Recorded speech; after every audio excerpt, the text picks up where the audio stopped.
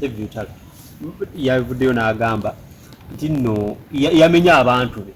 abasatu abasinga n'agamba omulembe guli waliwo Basudde Paulo Kafeero ne Sebatta abasatu bwe baavaawo awo ne wajjawo ba Bebe Cool Bobi Wine ne Chameleon abo bwe baavaawo ne waddawo ye Good Life ne Kenzo abasatu abo bwe baavaawo kati abali mu ligi y'abasatu abandi badde abaali baddewo kuba buli mwegwaji basatu Igwe King Saha ne Palaso nti nno naye gwe bali balina engeri gye bagizeemu oyo oba wasikamu ekigere emabega njagala nkunoonyeeko nkubuuze ddala kituufu analysis ye gye yakoze mutuufu nti gwe kimbuuza ng'ekibuuzo oba ngamba nti mu kulabako bwe yasengesa abantu abo ekisooka batuufu kati oba batuufu oba si batuufu kati nze kindeetera bwe emmere y'okulya nze bw'oba ngambye mbuno oba gwe bikizi kati kindeetera bwe emmere y'okulya tewali bw'abeera nga yagambye nti nno wandibadde mu ligi ya Palaso King Saha naye waseetukako emabega what went wrong ani nange nkibuuza gwe wandibadde okimubuuza nti gwogamba seetukako muki maybe tuye ensonga lwaki tukumonyezaako oba omanye ensonga lwaki bali bakuyitako ne balagawa yagamba ne bagenda mu maaso tegwe wa anti ngambawo naawe nti mu maaso wa nze njagala points nga za music ate nga kale ziri educative Palaso yagambye asobola okuyiga mu katinze ng'onga nti wagenda mu maaso wa ndaga musically ondage ne wawoga nti nno wano ndi maaso kubanga abantu bakoze ne muntu agenda alima ennyanya ze n'agenda bazimbye ennyumba yabaguzimu okwakoze kyaba akoze nnyo naye bwe tujja ate eno mu kya music okuanalyzinga music just just nemusobola okutula ne bateekamu wali music ne batandika okuba music waffe n'omwana omuto naye aba asobola owuli okubanga tulina bano abantu nga ife tulina music nga loli bano nasookerako kati lukola ki lukyakompitinga kati agambye ekyo kibuuzo alina olimba olukyakompitinga nga lweyasookerako nga lukompitinga right now kati oba wadda mu maaso ye aba mu maaso wa mba okubanga siri mu leesi eno yokugamba mbu gundi yaleese akayimba nange ndeese kati nawe olayese kati naleese gundi agambye yagenze nakuba ekivulu lukaya nange nkikubye eyo leesi yo sigirimu naye leesi ya music ani asinga okuba ne quality ne music owebyewunyisa ne music ali gamba nature y'okuyimba omuntu asobola okukola art mu music ani alina art nze nnyimba oluyimba nolowooza abantu balinga bataano abali mu luyimba olwa babiri oba basatu nze nnyimba oluyimba nga sifaanana bwe nayimba olwasooka luli nnyina ennyimba zonna bwe ziwulira oyinza nokuba ennyimba zange gundi neggwako nga tonnakowa lwa nsonga bikyuka si kyekimu music oyo si y'omu ng'omuntu oyo yayimba kyekimu okitegeera kati music okuva ne ku maloboozi even the way gye tufulumya amaloboozi energy w'amaloboozi gaffe kwegamba tosobola kuvayo mba nkusuubira kujja kugamba nti no oyo ali mu kategori ye talina mu competition oli mu kategori endala nnyo byasikiza nti mba nsuubira muntu kuvayo n'oyogera amazima nti oyo ali mu kategori ye ki ekyamwongeza ekyo olowooza anti yamanya buli omu ayina engeri yepromotinga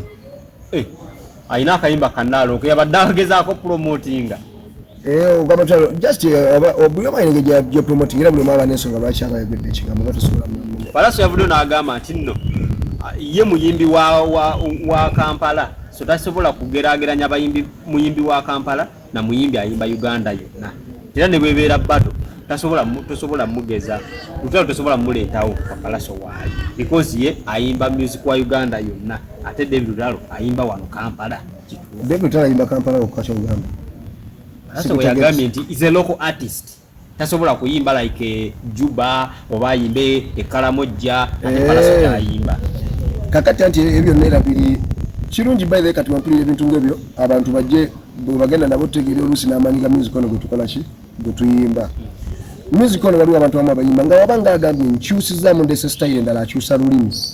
oba n'ayimba mu Lunyankole oba Oluswayiri oba Oluki naye nga takyusizza melodies ngabo yayimba oluyimba lulina olulala bwaluyimba kodizezimu bwatyo bwali kitegeeza tasobola kukyuka mu music, it doesn't create. Naye muyimbi asobola okufuna ebigambo n'abisengeka ne bikunyumira, naye mu mbeera y'okuba nga flow ne code aba agendeemu tezikyuka, okitegeera temuli musical ta breaking takola ki, aba agenda straight. Abawagizi bano babitegeera oba bo bagenda tuka babitegeere kuba babidimaninga byandibadde mu air tebiriimu, naye mu ebiri lwa nsonga nti kintu kikulu nnyo abantu bategere music nti wano waliwo abayimbi nga wano abayimbi music wabafuluma eggwanga yanga bwe bamutegeka nga Juba waliwo n'abayimbi nga yanga Palaso yagambe nga local artist ebyaddala nga local artist nga tosobola mutwala mu bantu simanya lira simanya mu bantu kale abantu b'engulu eyo. Yes, tosobola mutu kati nze tosobola kunteeka mba Nigeria ne batazikira kati gwe muyimbi osobola bamuteekamu okitegeera just ebyaddala kati oyo nzigumizo kyabagambye nti nze muganda wange navudde eri abayimbi bakola ebivulu ne beewana nti ennyimba nina ennyimba ezikola nzi nakoze ekivulu nga nkirangidde weeks bbiri nga tekirina basaponsa nga si nga gwe genda olabe nze kati nga omukulu David Lutalo saamuyimbirako ebivulu bye saagenda nenkola lyaso saamutimba saamusudiya gwe genda olabe yansudiyako wa oba ayina we yantimba oba Lutalo ayina ebivulu bye nalisimbyeko kabibe embalala. Omanyi respective gye tuwa abantu nga muganda just abantu mutunule mbayimbi bammwe abayimbi muganda industry tulikuwa twagala kubayo kozi nebo tunesudia onsolo kozi jana kikuluma menyo nga tunesudia bitufu abantu abamu bagala abantu abamu befuula mbu bakabininga nze sibitegera kale bengeri abantu gye batwalamu ekintu kino. Amazima go gali nti agwomu ku bayimbi actually abasingo supporting abayimbi banne nga ayinayo ekivulu okumutimba oba okumukolera okukola ki, naye abantu abasinga nga bwogambye tebakubeeredde olwaki ali kyekyo kyekugamba. I don't know why oba they have hate oba ki I don't know okitegeera ne mulimu abantu ng'omuntu omulaba nabeera nze kati mulimu omusajja nga David Lutalo kale gwosuubira okubeera nga ate ali positive nnyo okitegeera naye ate ye naakulaga nti nno nga gwolaba nti I'm like ono omuntu okitegeera muwe ekitiibwa okusinziira ku bikolwa bye n'embeera engeri gyatolamu ebiki omulimu naye ate bwebanga bakubuuza ddala ebyaddala oba osobeza okwogera ku muntu nga muyimbi ebyaddala bino byokuyimba si byakwesudiya nti nno oba osobola kati saawa eno Eagles luli twali tesobola kutegeera nti nze kubanga nalwakubuka nti Misati yasinga okuyimba mu Eagles okitegeera nkitegedde nga obudde obukitegeera bukoze eki buzze ng'omuyimbi asigadde mu kuyimba ne mu mpisa z'okuyimba nga batali bayimbi bavudde mu kuyimba ne bagenda mu mirimo emiki emirala ne bafuuka abantu ba bulijjo edda ne bateekanga nga bagamba bamayinja bazze kyegamba kati nti kikumba abantu abo mulimu abasajja bamesa kyabayimba nga amaloboozi kati mulimu n'abayimba nga omulamu nti waliwo omulamu oguliwo nti nga kituufu music alimu ko campaign nga waliwo embeera eyo abantu gye bakola ki era ng'edda bafire bongo nti abalina ennyimba ze bayimba ezaali kyabannayuganda ng'efuna independence okubeera nga okitegeera bajjaganya bajjaguza nga mulimu emusic oyo akola ku mukono ng'ogwo nga pati waliwo ne music ng'akuba buli wamu nga tosobola mustopinga kati fe wano tujja abantu kugamba mbugondi simanya ne batandika okuteeka kati music wamwe ne batandika omujajinga ate obadde ne bamuwuliza ate ne baleeta abantu ate abakola ebintu nga mubasinga ate bo bennyini ne babalaga nti ate bo ne bateeka abantu bemusinga kati eggwanga ne likola ki ne libeerawo. Nze gambe gwe genda okwate ebintu byonna byekola omuntu oba weyita namba simanya oli mu namba soka otunulye ebintu byokolera abantu okitegeera nze njagala abantu abayita enamba nga fefe we are big three mukole ekivulu ng'enamba olubawa nga muli aba nga si bya batombo mugenda ku batolinga mulwaki bya bato kuva dda mwagala bintu byakulwana bya ntalo. It is love right now yeriko abantu bajja basasule nga babalaba balaba Harmony balaba abasajja mwekutte muyimba mwenna gundi avaako naddako ekyo kyokka ekya stage gundi aveeko nze nzireko kiraga respect. Si ebyennamba bino n'okuweeyinga abayimbi nti ono asinga ono si kakodyo kakukakkanya bayimbi bajja n'abo abaliko. Nze tolina wanzikakkanyiza kubanga mpozi nga bawulira tebalina matu naye abawulira bawulira kyekiri kyegambye nti nze nakola ekivulu kitegeeza abantu babeera nga bafolowinga bamanyi kiki ekituufu. Wewe musajja yasinga okukola ekivulu mu budde obutini nnyo ate turn up ne ate mu January bazza abaana ku masomero siina basaponsa okitegeera nemba ne few abayimbi abanyimbirako nemba nti bano babaze madoksaze pastor bugembaze palasaze okitegeera ninda bakurimu w'abayimbi abajja okunyimbira kati ninda banga ekivulu kibudde nga tewali muyimbi babuuza wadde buli muyimbi namukubira esimu mugamba nti nzikiriza nkole ki kati ate ye Lutalo gwe nasookera ddala n'okugamba kubanga ate abo bensookera ddala kubanga aliwo abantu nze benjaga nga nomu ekitiibwa okitegeera olwo bensookera ddala naye just ekirungi nti industry yaddala ekoze eki ezze oba eri mu kujja kakati bigenda biri mu kwekola byokka ekyo ky'abantu tebakimanyi nti nze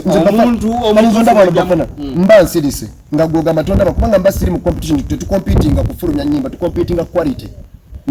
na music mutufu enzo kwangu oyimba ennyimba nnyingi naye kugamba ezo oluyimba lwenasooka lukyakompitinga zijjayo nteekeyo zikyakompitinga golimo oluyimba lwasooka lukyakompitinga lusobola okubeera nze genda mu ndongo tegijja kufuluma nga takubye ennyimba ngaezo zenjogerako we balukubira omuntu ayimuka nazi n'asasula ssente n'agula omwenge kubanga gumuwerawo vibe okitegeera kwegamba music ono bugamba twawula abantu abayimba commercial music nga buli wamu akola ki kyobula nze osobola okulanga mbuze kumbe ndi muzijjuba njiya ku country ndi mukuŋŋaanya ki abalala nga bali wano eno beegabira bifo just oba kisimanye naye nga kwegamba gwaŋŋamba nti no Bafana basikuba bagambe nze Bafana nyimba Uganda okitegeera tewali webatayagala kukola ki tewali webatayagala kundaba mu Uganda yonna oba mu west oba mu north oba mu east kati goyinza okuba oli muyimbi naye ngaokuba mu north mu nukundi yokka west yokka okitegeera ngaokuba oba mu central okuba mu bibuga by'Abaganda okitegeera osobola okuba omuyimbi gwama nga okitegeera tokulosinga ne mu Uganda mu ggwanga lyokka nga tokola ki kati ate nojja n'oweeyinga oba omuyimbi munno ebyo byonna okusooka okutunuulira si omuyimbi tosobola kutunuulira munno nakoze nze siri promota tosobola kumbalira ku bivvulu ekitegeeza Palaso mutuufu bw'avaayo n'agamba nti nno ye ekimawula ku Baby Lutalo akuwa Uganda yonna Palaso waliwo n'abayimbi era bali mwere ttulu Palaso kyagambye kyadde nga akulaga nti banoonyerezeeko oba kola research y'abayimbi abakola ebintu ebyo nti nze njagala ogende Bulaaya kuba ekivulu ky'e sigamba gwe wagenze eno yimba muze saagala nkubye nedda nze target yange njagala ngende Bulaaya nga nkyayongerako okulange gye collecting nga simbira Bannayuganda eka community ye Munnayuganda yokka okitegeera nga waliwo n'abalala bajja ekifaananyi kituufu eky'Abanigeria bwe kiri kitulaga entalo zino zirekawa music industry zo music industry esobola n'okubeera ku muntu omu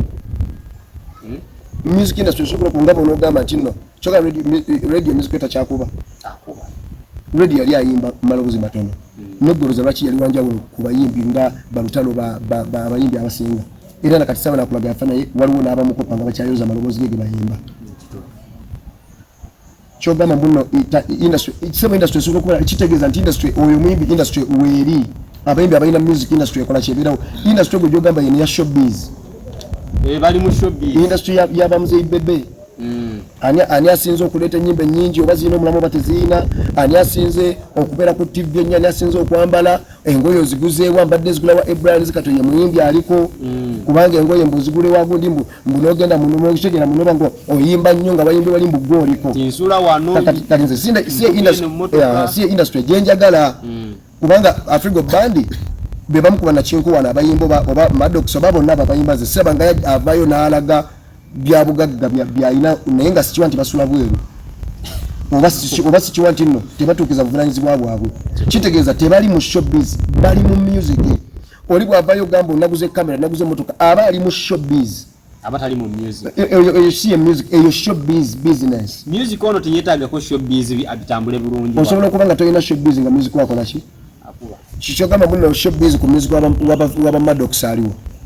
oba showbiz ku music waba Phil Bongo luta showbiz kale ku music waba Phil Bongo lugenda kuba ali Bob Marley kale showbiz beriwo